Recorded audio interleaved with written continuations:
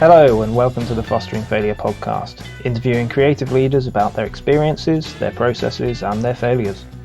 My name is Russell Anderson and today I'm talking to Ray Lee, award-winning sound artist, theatre maker, composer and professor of sound art at Oxford Brookes University, who's been described by Radio 3 as a kind of musical H.G. Wells.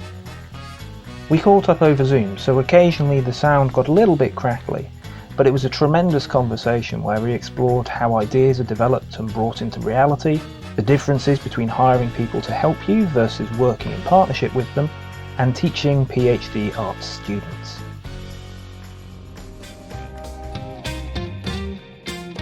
It's difficult to take risks when failure might cost a lot, but at the same time, you have to take risks and you have to be prepared to fail.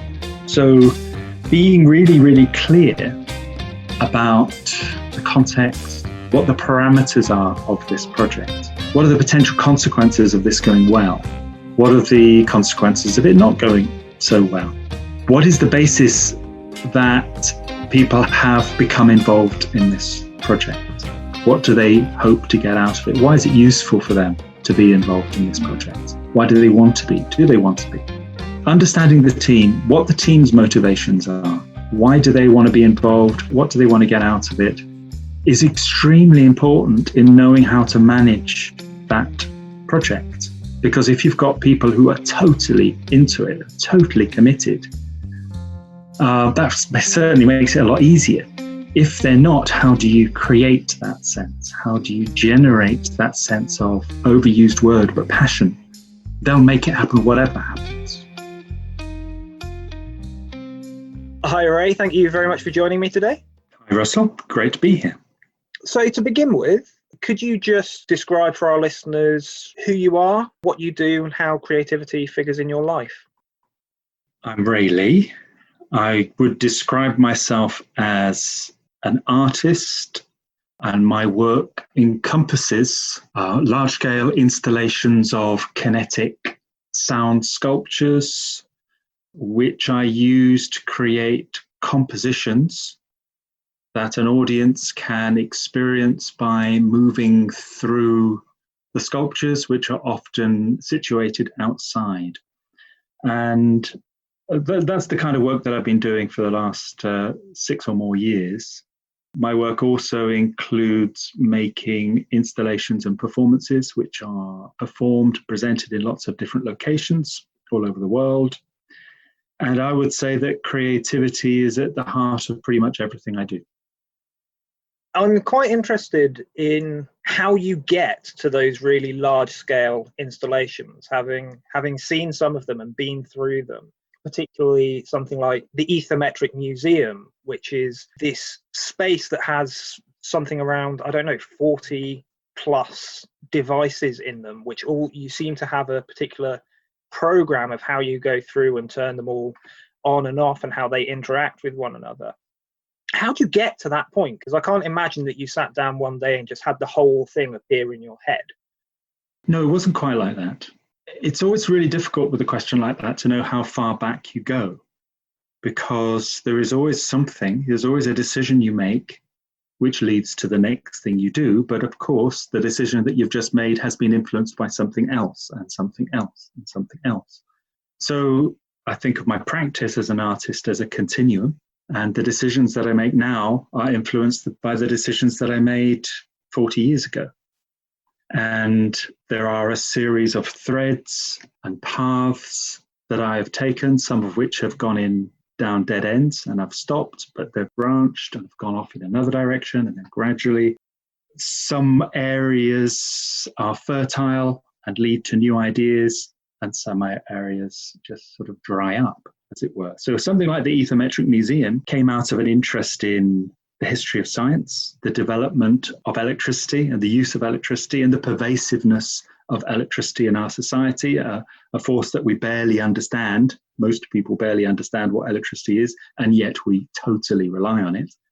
An interest in previous ways of thinking about science and technology. So the idea of the ether being this medium through which everything traveled, and then they discovered there was no such thing as the ether, but maybe there is And I was playing around with these ideas. I came up with, my dad collected strange things, and I got some of those kind of as an inheritance, as it were. And one of them was this funny little leather box, a time-lapse machine, which I loved the title of. The idea that this thing could create time lapses. It was actually used for stop motion photography. But I recreated this little leather box. I turned it into something else. I made my own little label to go on the top.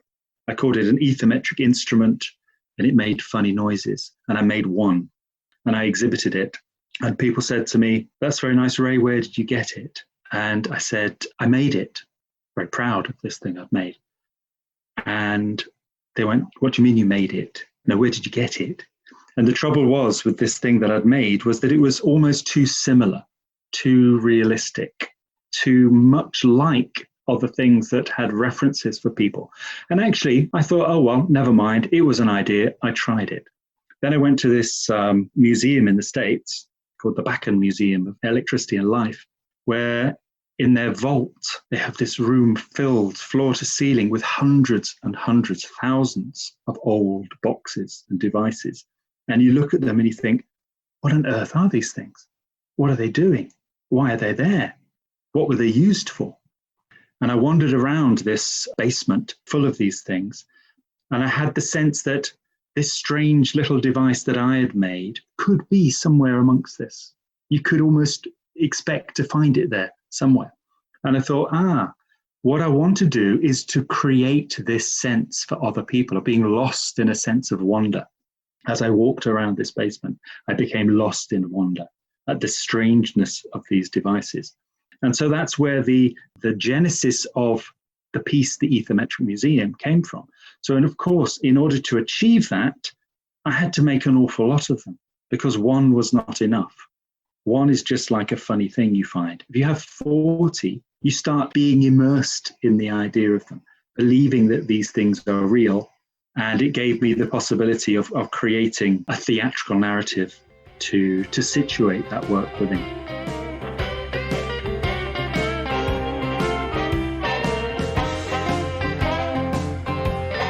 See, what's really interesting to me in that is the process of discovery that you're describing there.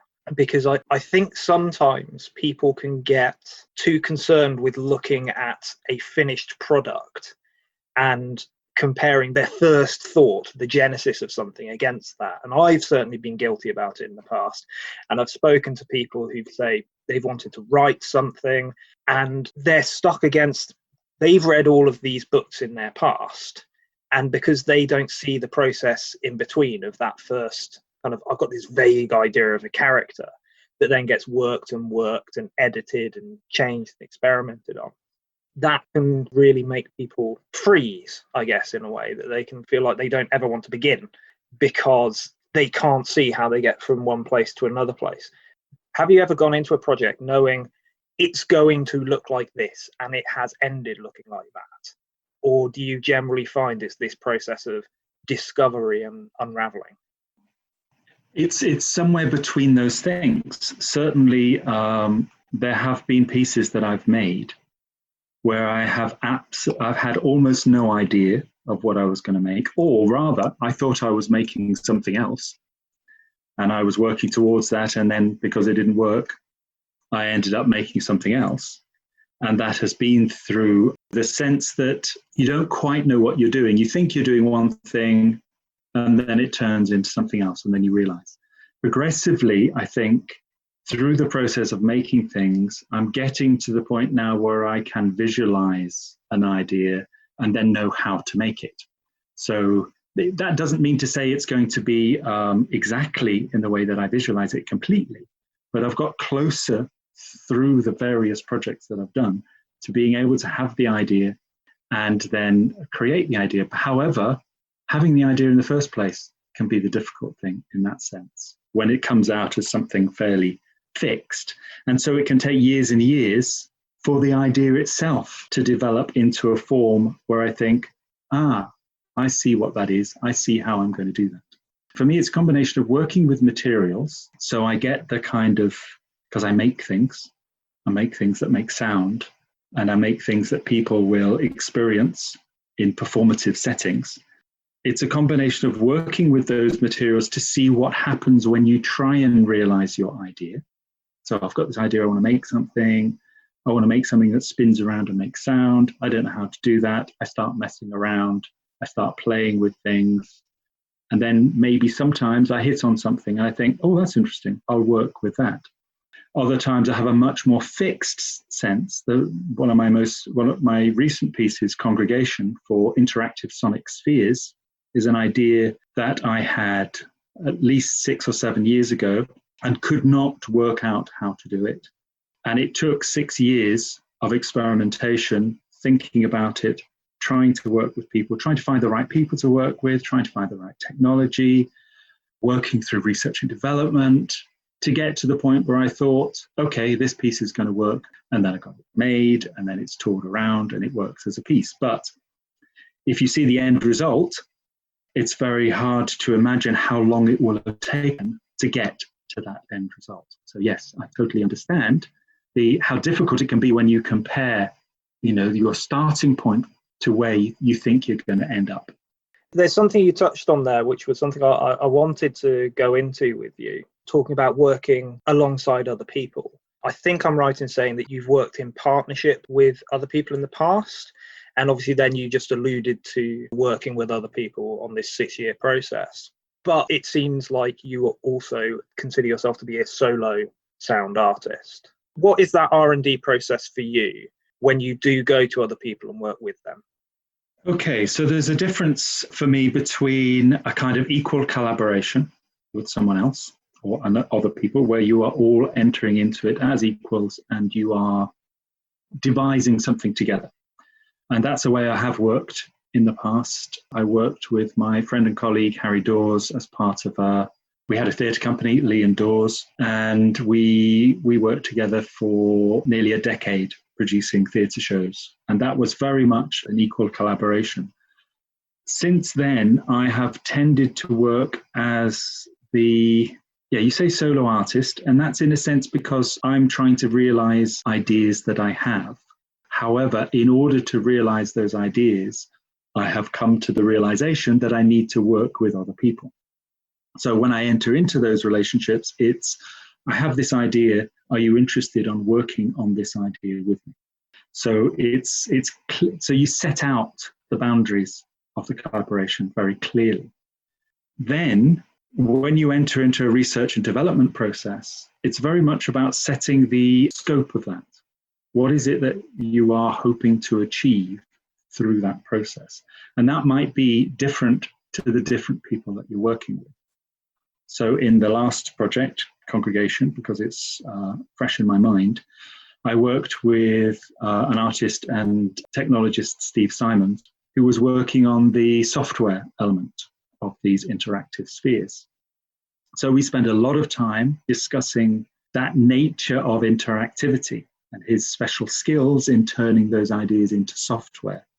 And through numerous iterations of the software idea and implementations into a device, through that discussion and that to and fro, we got to a point where we had a system that worked. I also worked with Stavroula Kunadea in terms of how we would then work with an audience. How would an audience understand what was expected of them? Because they were given us an interactive sphere, and with Congregation, you're given this sphere, and the sphere takes you on a journey to somewhere you don't know where you're going. It takes you to a secret location. But you can't just give someone a sphere and say, here you are, off you go. There has to be an interaction. There has to be a way of engaging the audience in such a way that they want to take care of this thing. They don't walk off with it, steal it. They don't drop it. They take care of themselves. They understand what the sphere is trying to tell them. So working with Stavroula really helped in devising the kind of script that we would work with in order to deal with managing the audience experience. So very much different for different elements of the project. And that's been the case with numerous other projects that I've done now. Large-scale projects, large-scale outdoor structures, where I haven't had the skills to make those things. I have worked with artists and designers and mechanics and engineers in order to realize those ideas. I keep the final say over the creative elements of it, but I work with their skills and their understanding of material and forces that I simply don't understand.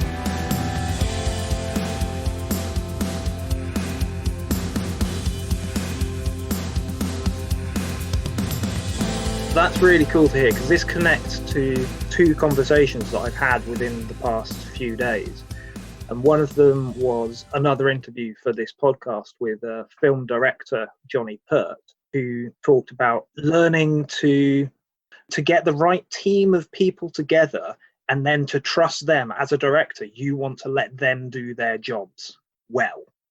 And I was also talking to someone else from a more scientific research and development perspective. And she was saying the same thing about actually working in the businesses and sciences, that as a team leader or as an entrepreneur or someone running a startup, the skill is in finding a group of people who can do what you need them to do and you want them to do, and to let them do it, but still maintain that charge and control. Do you think there's a particular skill or ability or set of abilities that you think are particularly useful for someone in that kind of creative leadership position, when you're trying to do something, you're not quite sure how, and you're getting in the team who hopefully are the best people to do it, but you're still in charge of it? Yes, it absolutely depends on who those people are, how they respond to things, what it is they hope they're getting out of it. So in the first instance, I would say that very clear communication about the nature of the collaboration. So the danger with collaborative relationships is that if you have one idea of what the collaboration is and someone else comes into it with another idea, then it's gonna end in disaster.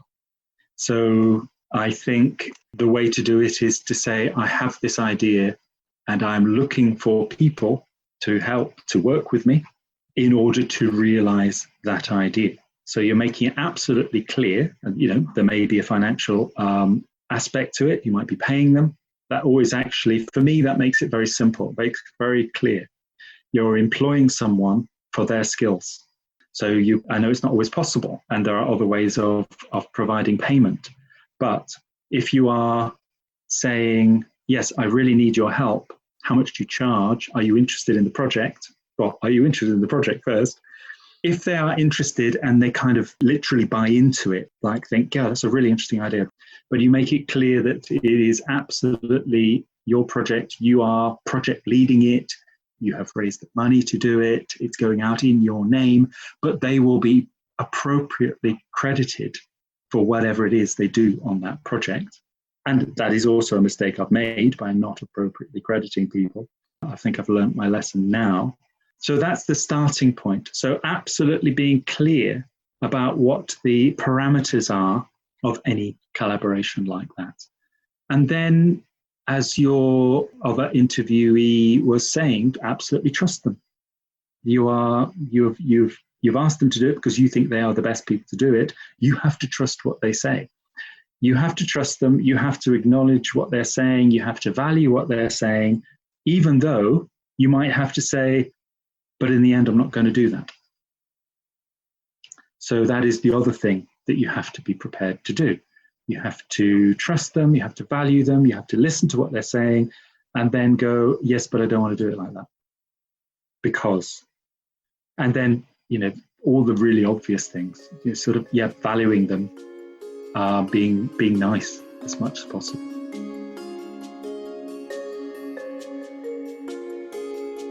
I think I've always had a naive belief in my own ability, not always a belief that is based on any reality, and a slightly pig-headed view that, I'm just going to do it anyway.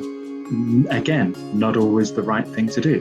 But, I can remember being in situations where I was being professionally mentored and talking through my possible projects that I was going to do, one of which was the Ethermetric Museum, but there were various other ones. And they were absolutely clear that I should be doing these other projects. And I listened to them and I thought, yeah, that's really interesting. And I came out and thought, no, I'm not going to do that. I'm going to do the Ethermetric Museum. So it's really funny. Yeah, sometimes it's just a kind of pig-headedness, and sometimes it's a gut feeling, isn't it? And you have to listen to people, but they're not you. So yes, listen to feedback, respect feedback, thank people for feedback. Feedback's amazing, it's incredibly useful. We don't always like it. I've had some extraordinary feedback from doing work in the public, some very honest and direct comments about my work, quite a lot of them not complimentary. And then I've had some amazing comments as well. So, you just work with it. You accept you're not going to please everyone. Not everyone's going to like what you do, and you kind of just make up your own mind. But you have to just keep doing it, don't you? That's the trouble with some criticism. You don't know why someone's criticizing you. It might be valid. It might be coming from the right place. It might not. You have to be able to put feedback that we get in perspective. If necessary, put it to one side, think about it for a while. If necessary, set fire to it.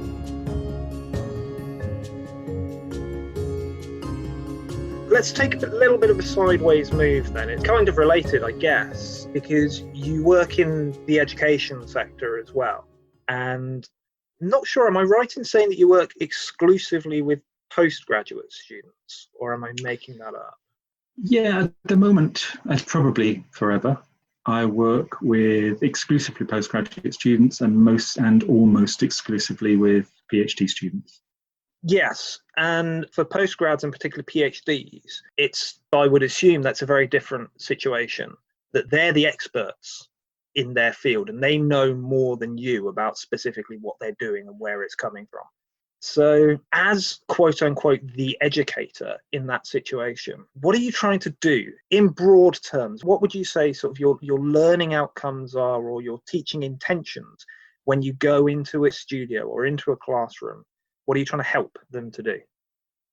I don't think of it as teaching because, as you said, many of them, if not all of them, know more than me about the specific things that they are doing. And certainly with PhD students, they go on to be, very particular experts in their field and will have found out more because they've completely immersed themselves in this very particular field. And while I have a range of expertise, and some of it will intersect quite closely with them, in some cases it doesn't.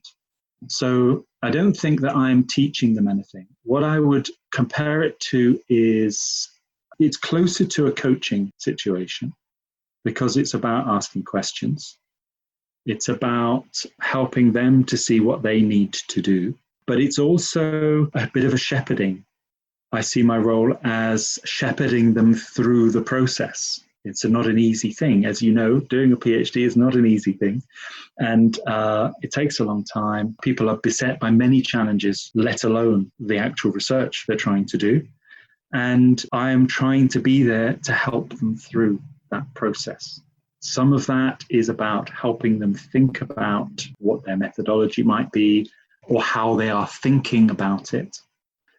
Some of it might be negotiating the kind of bureaucracy of the university and making sure they're being properly helped to meet various deadlines and things like that.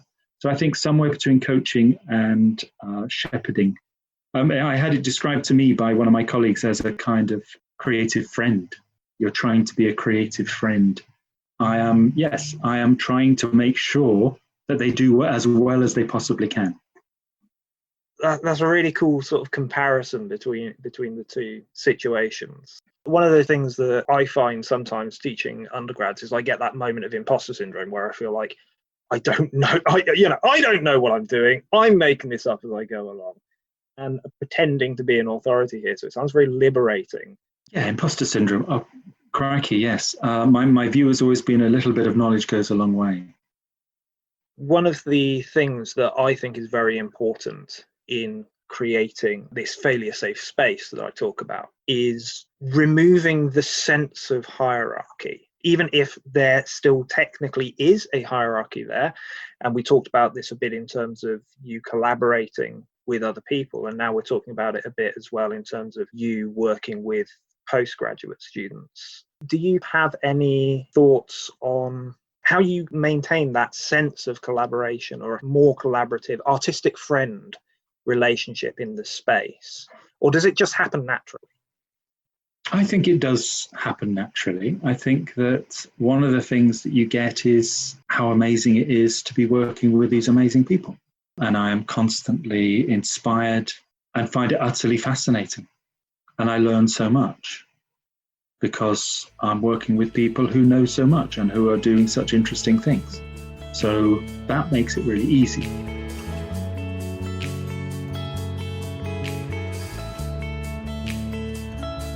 What do you know now that you wish you knew then? And then can be whenever you want. It could go all the way back to your childhood. It could be as recently as 3 days ago. I think it's that I wish I had known that if you keep doing something, you get better at it. Now, it's a very obvious thing to say, and I'm a musician. I used to practice, still practice. So I should really have known that if you keep doing something, if you keep practicing something, you get better at it. But I think what I hadn't realized was the difference between the kind of classical things of practice, like practicing a sport or practicing an instrument, and practicing your craft, what it is you do. So practicing being an artist. And the longer you do it, the better you get at doing it. I think if I'd known that earlier on, I would have had more confidence to continue doing certain things. Whether that would have been a good thing or a bad thing, I have no idea. But I think I would have liked to know that, yes, you just carry on doing it, because the longer you do it, the better you're going to get at it. And finally, what did you learn from your greatest failure? Okay, greatest failure is always a good one, because I've had numerous failures, and trying to rank them in terms of which is the greatest failure. The one that I think of, and the one that I've talked about, certainly I've mentioned in the past when talking to people about failure, is a project that I did 20 years ago now. I was making a new piece, and I was using a very particular piece of technology, something called a MIDI theremin. You know, the theremin is the instrument you play without touching. This was a very, very fancy one that generated digital information when you played it, as well as the audio. And what I was going to do, and what I based the whole project on, was that I was going to use that digital information to trigger relays, to be able to turn other things on and off. So I would move my hand through the air in the classic theremin fashion, and as I did so, I could turn a switch on, I could make a machine move, something could happen. So I'd create a load of other sound machines, and by playing the theremin, I would be turning these machines on and off, accompanying myself. Very cool idea, I thought. I managed to convince people that it was a cool idea. They gave me some money to do the project. I was making all my sculptures. I was making all these sound machines. The project was happening. I was busy soldering away, trying to make this interface. It was a few days before the final performance. The audience were coming. Everything was booked. I turned on this interface and it blew up. And so I was faced with either cancelling the performances or finding another way of getting around it. In the end, what I did was I turned it into part of the performance. I went round and I turned the machines on manually, and that actually turned into something really useful. What I learned was that the piece was, I was too fixed in my sense of what the piece should be, that I didn't have the technical ability to make it, so therefore have to work with people who do have the technical ability, that I hadn't given myself enough time, and that despite this disaster, something really positive came out of it.